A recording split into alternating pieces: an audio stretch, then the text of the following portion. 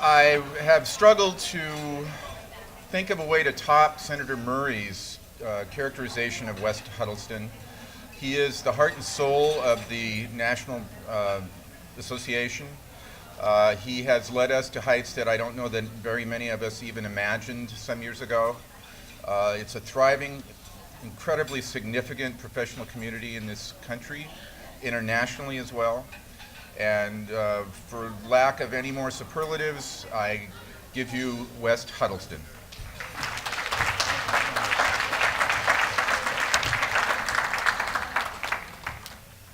Well, good morning, Lifesavers. Good afternoon. It's 6 minutes over. Hello, Lifesavers. How are you? Who's fired up to be a drug court professional? Come on. Really?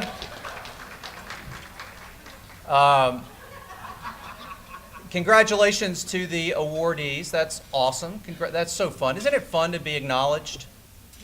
Yeah. All right, settle down. I'm thrilled to be here. I don't know how many years it's been since I've been to the great state of Washington. Mary, how many? 7? You think it's been that long? Oh, sorry. Anyway, it is a joy to be back. Well, we were here for our national conference 6 years ago, but it's an incredible honor to be with you, the Washington Association of Drug Court Professionals, and your meeting. Thank you for inviting me. It's great to hear from Denny, who just had a great time hearing Denny this morning. One person. And it's also really cool to see the partnerships that are budding. For instance, with the Center for Court Innovation, I see Judge Burke there, one of the literally pioneers of the drug court movement. Thank you, Judge Burke, for your leadership in this field. Dennis Riley's coming through the door right there from CCI. I mean, you guys are surrounding yourselves literally with the best of the best, and it's an impressive group, because I think what you're willing to do is you're willing to learn new ways of operating and keep up with the science and the evidence-based practices and the best practices, because you know that working with this population is really difficult and you want the best outcomes that you can. And I think that that's what separates you from any other professional in the justice system, frankly. And it's really why it is such an honor for me to have this role as the CEO of your National Association of Drug Court Professionals. I have the greatest job on earth. I get to sing your praises. I get to sell what you do. And I get to come to events like this and thank you for what you do. So from the National Association of Drug Court Professionals, our board, our staff, thank you. Thank you for the life-saving work that you do in drug courts and mental health courts, DWI courts, all the problem-solving courts that are represented in this room. And I know you don't hear that enough. I used to work in drug courts, and before that I worked in prisons, and it's thankless work, and it's tough work. And so let me stop to say thank you. I also want to say thank you from a personal perspective. Before I get into my PowerPoint here, I'm going to do something that I normally don't do in the professional arena, but I hope that this will resonate with you, because from a personal perspective, I can tell you what you do makes a huge difference. May 9th, 1988. Do you remember where you were? It was Mother's Day, 1988. I remember where I was. I was sitting in my really, really crappy apartment in Memphis, Tennessee, where I was born and raised. It was a nasty environment. I was having a go-away party for myself. I was the only one there. True story. I was getting loaded. I was just shy of my 20th birthday, and I was living a miserable existence. I was a wretch. I would steal your drugs and help you look for it. That was me. And I looked very different back then, and sounded much different. I was incredibly angry. I hated the world. I hated anyone that would look at me. I would fight you at the drop of a hat. I was full of rage, empty, and had burned every bridge that could be burned. The only person that would return my phone calls or do anything for me was my mother. So that's you know that guy, like their mama is the only person on earth. That was me. At before my 20th birthday. So I'm having a going away party, May 9th, 1988. My phone rang. It was before cell phones, at least the ones that I could afford. So the phone rang. I picked up the landline, and it was an old friend who I'd grown up with named Erica, who was at her third year of college down at a major flagship university in Florida. And the phone call went like this: "Hey, West, haven't talked to you in a couple of years. Hope you're doing great. It's really good to hear your voice." I was like, uh-huh. She's like, "I have some new drug. It's called ecstasy, and I want your help in getting it from South Florida to Memphis, and we can work out an agreement where if you fly down here and help me drive it back, you can make a lot of money. We could go into business together, yada, yada, yada." Now, trust me when I say to you that I have not made a good decision in a good 14 years up to that point in my life, literally. And I said, "Erica, you know what? I've got to go to treatment tonight. I'm in a little bit of a legal trouble, and I've got to be on a bus before midnight, or some charges are going to be pressed, so I can't help you. Thanks." And I hung the phone up. And honestly, as soon as I hung the phone up, I was like, oh, man, that was my way out. That was my way out. I cannot believe I just hung the phone up. This was pre-cell phone days. There was no calling Erica back. I got on the bus, went to treatment. That's a whole Oprah show.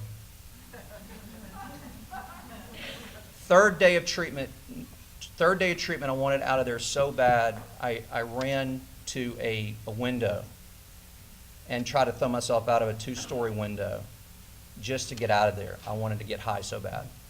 Somebody apparently had tried that before me. It was made of plexiglass, so I ended up on the floor. And I'm not lying, true. This is just a little brief piece of my history. I'm laying on the floor in a 5-point restraint. Now, this is back during this was a straight program. Thank you. I'm a graduate of a straight program, believe it or not.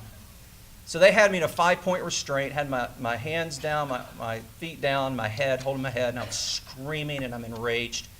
And this little old Scottish lady named Jean Cassidy, who was the clinical director, very strong Scottish brogue, which I cannot demonstrate, but she, the peer staff wanted to kick me out. They said, "This guy is out of control. He wants to go. He's of age. Let's let him go. Screw him. Let's give him up." And she said no. She said, and I remember her words. She said, "If we can save him, he'll be one of the greatest advocates for treatment and for recovery that we'll ever see." That's what she said. I told her, F you and let me out of here. And I stand before you 23 years clean and sober because of people like you seeing something good in me, forcing me into treatment, and people like Jean Cassidy seeing something good in me and keeping me engaged in treatment. So from a very personal perspective, thank you for what you do. Now, the rest of the story. I'm leaving on a 3 o'clock flight today to get home to Memphis.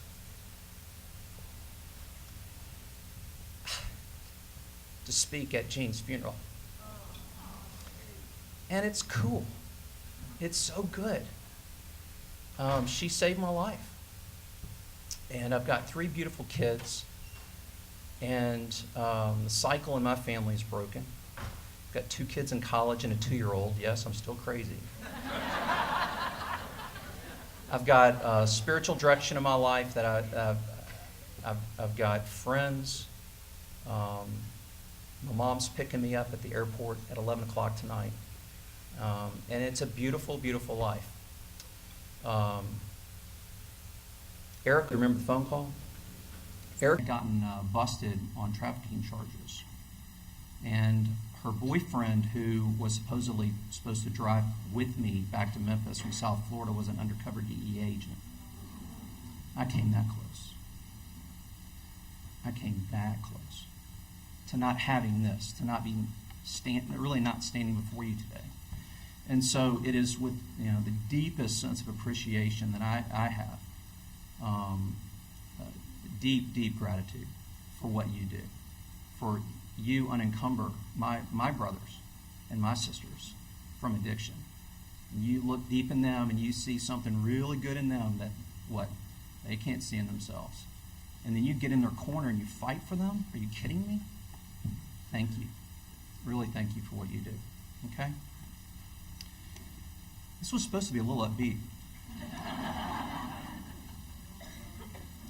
So, I probably should have tested this before I got up here.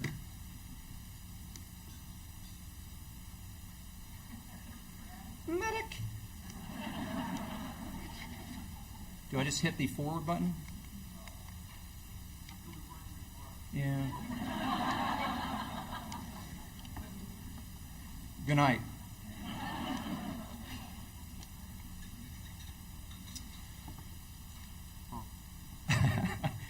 It's not good when the AV guy goes, huh. Oh, yeah. Sorry, I didn't mean to call you an AV guy.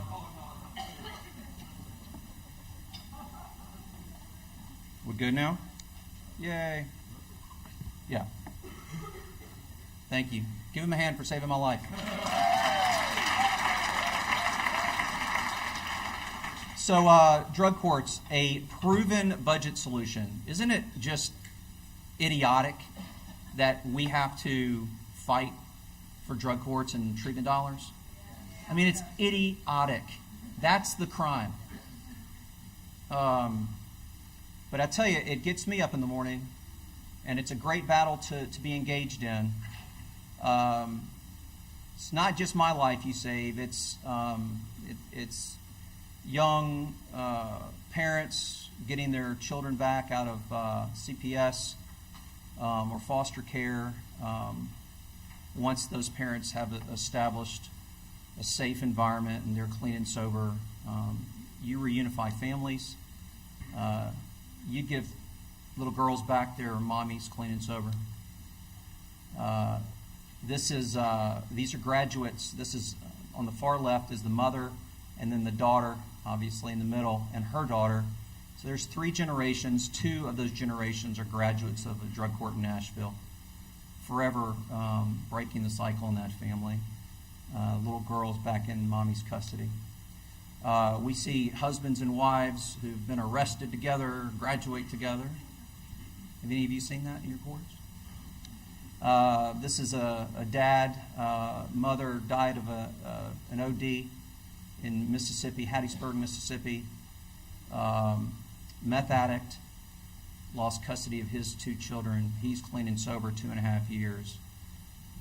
Kids are back together, reunified with dad. So it is remarkable what you do to restore families and cut crime, and it saves taxpayers a freaking fortune. It does. And Mike Rimpel shared, I said freaking. She snapped around and looked at me. I see you. But this idea of keeping addicts in treatment long enough for it actually to benefit them, it's brilliant. And it's what works. That's the magic. It's coming before the judge. That's the magic. And yes, it is the closest thing to a silver bullet we have. So this idea of judicially supervised treatment, using reinforcers, and yes, from time to time, we do have to impose intermediate sanctions for individuals not living up to their obligations. But we also understand in our courts that it's positive reinforcement that actually gets people down the road. I want to say it's love. Gosh, no one threw anything at me. I love this room. It is love. It is loving the human spirit that actually teaches people what to do and gets them moving down the road. It's the positive reinforcements that we see. It's the tangible rewards, and yes, every once in a while there's a hug. And sometimes, as you know, these are the only wins that our clients have ever experienced. This is the first time they've ever graduated. When I graduated treatment, it was the first thing I'd ever graduated. True story. And so it sets people on their path and gives them, as Denny was saying so beautifully, the tools to deal with life on life's terms, which can be really tough sometimes. And so the way that we at NADCP have been telling your story is that you save taxpayers a great deal of money. In doing so, you save lives, you save families, and now we're seeing, this huge number of veterans coming back with post-traumatic stress disorder, TBI. I'm going to give you some statistics in a minute, but you're saving veterans, people who put their life on the line for our freedom. And these are messages. These are really quick, down and dirty messages that any policymaker can understand and grasp in a very, very crisp way. These 4 ways to talk about drug court: saves lives, saves money, saves families, saves veterans. That resonates. And it resonates to the point where we've seen just a massive amount of national press. Have you guys been keeping up with some of this? The national press singing the story of what you do it's overwhelming. It's really been so cool, whether it's been Newsweek or Time, front page of the New York Times, USA Today, a number of times over the last 2 years. This is Judge Joanne Ferdinand from the Brooklyn Treatment Court. So this is CNN, Fox News. This is Judge Pamela Gray, Family Dependency Treatment Court judge in downtown Washington, D.C., who herself went through foster care, left foster care at 18, put herself through undergrad, put herself through law school, and is now a Family Dependency Treatment Court judge. Unbelievable story. So that was a story about her and her court on ABC World News Tonight. This is just a snapshot of the national media coverage telling your story this year. I mean, there's an absolute barrage. Just around our national conference, did you guys see Hardball with Chris Matthews, Martin Sheen, and that's Judge Robert Russell from the Buffalo Drug Court, Mental Health Court, and Veterans Treatment Court were on Chris Matthews. So the press is singing your praises, telling your story, and it's not just about the anecdotal stories of triumph and transformation. There's, as Mike Rimpel did so beautifully this morning, it's all really based in evidence that no other justice intervention, no other strategy that we've ever employed with the drug using offender can brag, and it is that drug courts have withstood the rigors of scientific scrutiny. These are all real before and after pictures I'm about to show you with what the science is telling us. And I thank you for sending your pictures in to us. They're great. Obviously, the booking photo is on the right, and the graduation photo is on the left. I can tell you a really quick question. Have you guys seen the Painting the Current Picture report that Dr. Doug Marlowe and I released in July? Please. One person, two, three.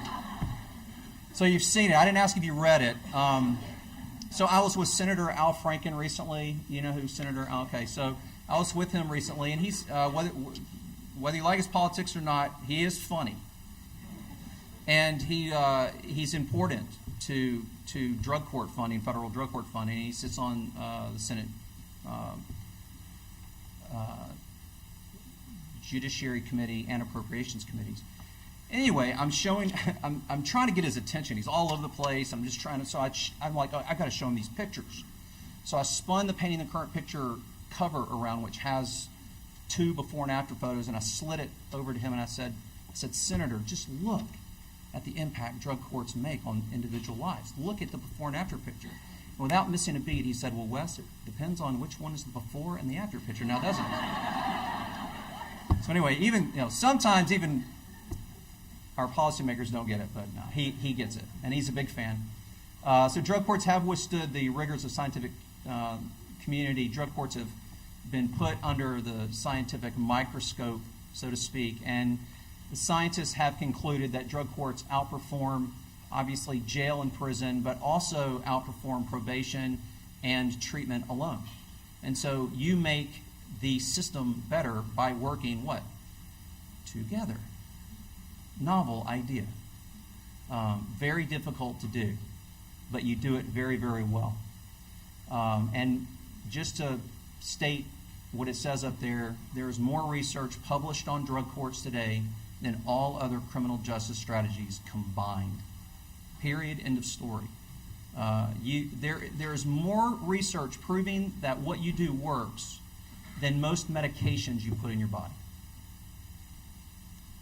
Take it to the bank. That's not the National Association of Drug Court Professionals cheerleading that message. That is the scientific community, from the Campbell Collaborative all the way to your own Washington State Institute for Public Policy. Major important research consortiums and universities agreeing that drug courts outperform any other strategy that we can use. And as of today, there have been 6 meta-analyses conducted showing that drug courts reduce crime by as much as 45%, up to 45% reduction compared to anything else you can do. They also reduce substance abuse more than 35%. Look at that. And you've seen that. I mean, you see it slowly. I think it's amazing to see the before and after. Drug courts increase employment and school enrollment. And this is from one of your courts. Now that's a mullet. I wish I had hair like that. Oh, I'd kill to have hair like that. But we restore families. So just a couple of highlights. Family Dependency Treatment Court, man, that is God's work, isn't it? The bifurcated goal of protecting the child and getting the child help and getting the parents help too, with hopefully the goal of reunification. National statistics show that children are significantly more likely, to be reunified with their families, spending significantly less time in foster care, and return to their families much sooner than the comparison traditional way of doing business in family court. San Diego Family Dependency Treatment Court yielded a 58% reduction in foster care costs compared to traditional dependency court proceedings, amounting to $1.5 million savings to the county. It's amazing. Drug court, a proven budget solution. DWI courts, there's just a ton of research on DWI courts. We're seeing statistics out of Michigan, out of a 3-county study that was just released out of Georgia, showing significant reductions in drunk driving incidences among hardcore repeat drunk drivers, recidivist drunk drivers, significant reduction in criminal arrests, and in particular DWI or DUI, whatever you call it here. This is really where the rubber hits the road. How many of your 401ks are returning 221%? Anyone? No. you can take it to the bank that for every dollar the government, a foundation, we as individuals invest in drug court, we will return a minimum $2.21, a 221% interest rate. That's wrong. A 221% return on that dollar for every dollar invested. And those are savings to the criminal justice system. So when you use that statistic, make sure that you explain those are savings to the justice system. In other words, if Wes isn't getting rearrested, guess what? I'm not costing the police any money to track me down, to arrest me, to put handcuffs on me. I'm not costing the jail when I'm booked over and over and over again. I'm not costing the court system to give me, due process. I mean, you get it, right? We save the system. But then when we start adding in community impacts, such as what? Emergency room episodes, drug-free babe. I mean, you could just go down the list of your community impacts. The cost-benefit increases to as much as $27 for every dollar invested. And so it is, look, take it to the bank. Dollar invested on drug court, it saves taxpayers a freaking fortune. And that's why 26 states from 2007 to 2009 increased drug court funding in state budgets. And what's been going on? Yeah, the economy is in the toilet. You knew that. It's absolutely shocking to see the budget numbers from state to state and the federal deficit.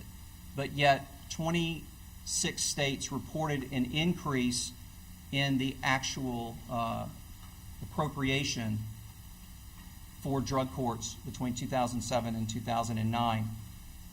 When we combine all state appropriations at the end of 2009, it totals almost $243 million appropriated, real tax dollars appropriated for drug court at the state level.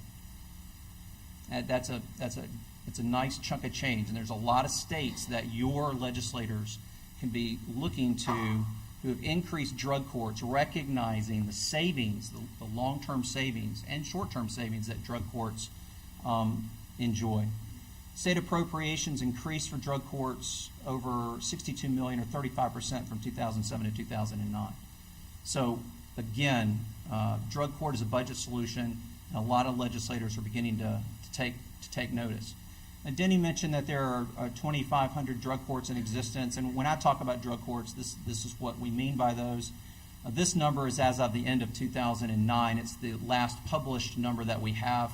Our latest survey, which would be July 1st of this year, shows almost 2,700.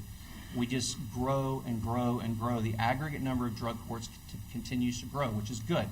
Part of that growth has been the 100 now veterans treatment courts that are up and running and have come online in the last 2.5 years, almost 3 years. And that's being driven by 1 in 6 veterans from current war on terror returning with a substance abuse disorder, 1 in 6. 1 in 5 with a co-occurring mental health disorder or traumatic brain injury. And they're living. And that's I think driving a phenomenon that we have never seen in this country before. They're living through incredible trauma thanks to modern medicine and that magic hour, getting our veterans trauma care in the magic hour. But the long-term impacts of their wounds we have yet to see. And they're coming back. What it's estimated that 1.2 million will be home before, I think there was a news report today, but yesterday it was before 2014. I think it's going to be sooner than that. And we're seeing the suicide rate among our veterans at an all-time high, 18 a day. Women veterans is 3 times the national average. And they're violent suicides, typically with a gun. So they're suffering. And the one thing that we know is when they're arrested, we can be here for them. And we can give them what the justice system, the best that the justice system has to offer, and that's drug courts or mental health courts or designated veterans treatment courts. So the VA is warming up to this idea of what they're calling justice-involved veterans, ensuring that we don't see the kind of homelessness and drug addiction that we saw from our Vietnam veterans. By the way, veterans in the room, please raise your hand. Give these men and women a huge hand.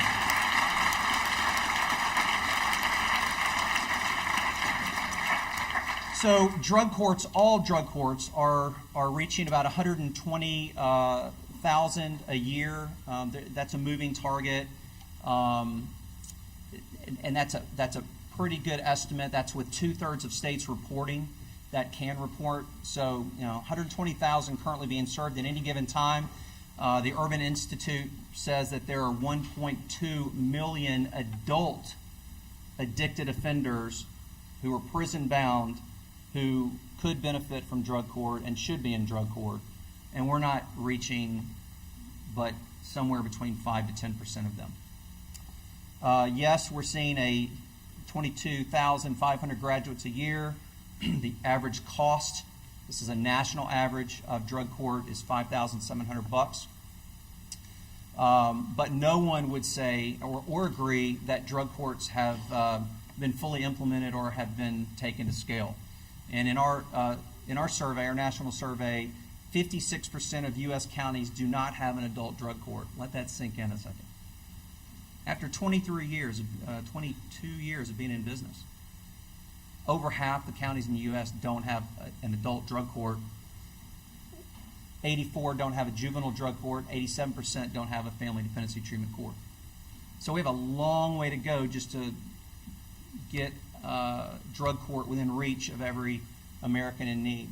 And it's not because we don't have the political will. We have hero judges and prosecutors and defense attorneys and treatment providers and probation officers and police officers and coordinators. I mean, we have the will. It really comes down to the almighty dollar. It really comes down to money. And we as a field, we as a discipline, we need to step up and we need to ask because everyone else is. And we need to be loud. We have the data and we have the personal stories, and it's incredibly compelling. Hell, you guys compel drug addicts into long-term treatment, drug testing, and ongoing judicial supervision. Yeah, there is nothing you can do. You are very, very convincing. The primary factor limiting program expansion is funding, period, end of story. 96% of states. And so just to kind of wrap this up, we have at NADCP, and I know in states all across this country, we've been rallying.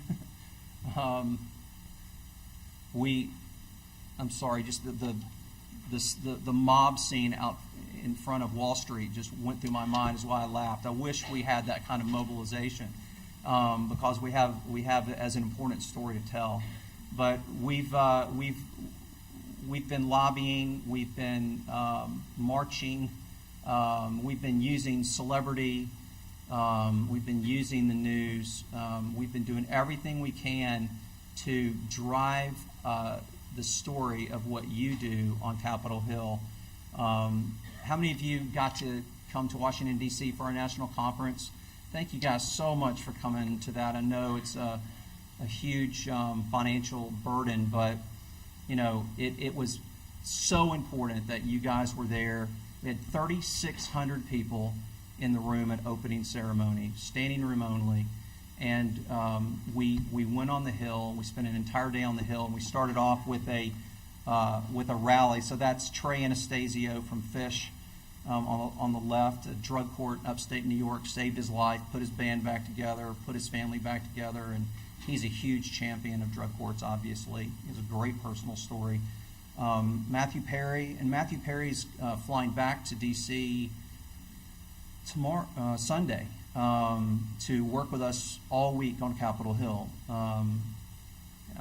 He is a huge champion of what you do.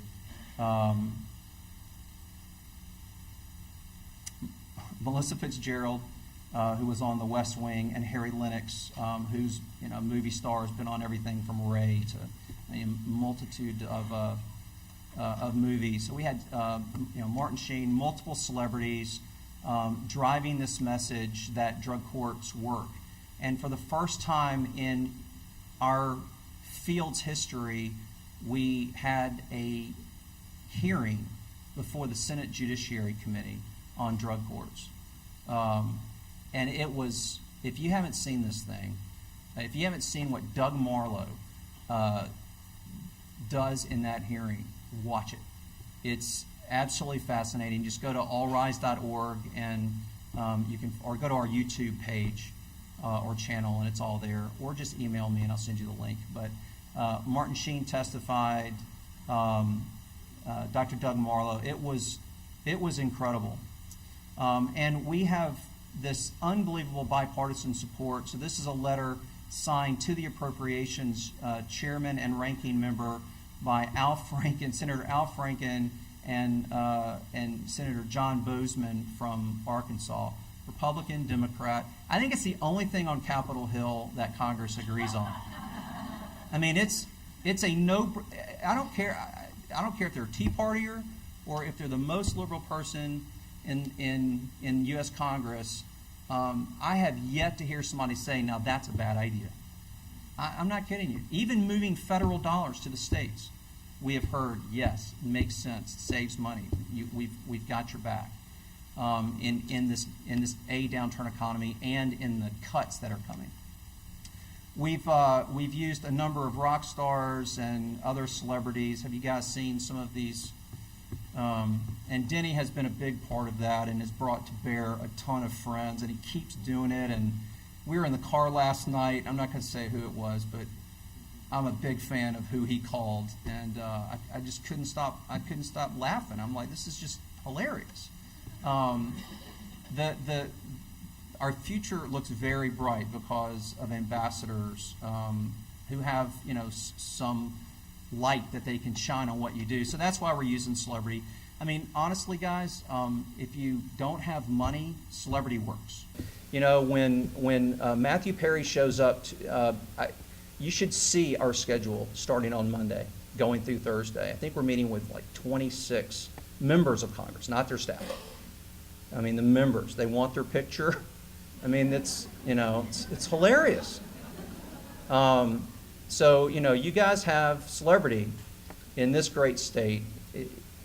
Take them to a graduation. That's how we got Denny's heart. That's how we've gotten a lot of celebrities involved. You just invite them to a graduation. Ask them to speak. And we'll be glad to help you reach out to some if we can. If you identify some folks who live in your area, I'm sure we have some linkage to them. We launched this YouTube page. I'm 40, almost 44, and Twitter and all that stuff. I think I'm too old. So resistant to it, but thank God I've got these great kids, and it's hilarious to call them kids, but they are kids. They work for us, and we have 3 Twitter accounts, and we have YouTube and Facebook, and we're telling the story in every way we can to build the All Rise Armies, we're calling it, and to make drug court a household name, because I think that's as important as anything that we're doing. So this is our YouTube page. The story of Trey Anastasio, I don't know what this screenshot says, but it was up to 39,000 hits last night of him just telling his story about drug court. So it's a great way to engage the public. And most of you don't even know who Trey Anastasio is, I know. This is our Facebook page, and my daughter is a junior at Ole Miss, University of Mississippi. She is the captain of the Pom Pom squad. I text her every Saturday when I see her on ESPN, and Will you put some clothes on, please? Oh, I'm not kidding.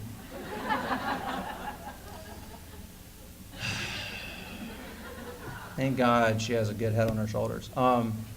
She has 4,800 fans or friends on Facebook. Oh, it's not funny, dude.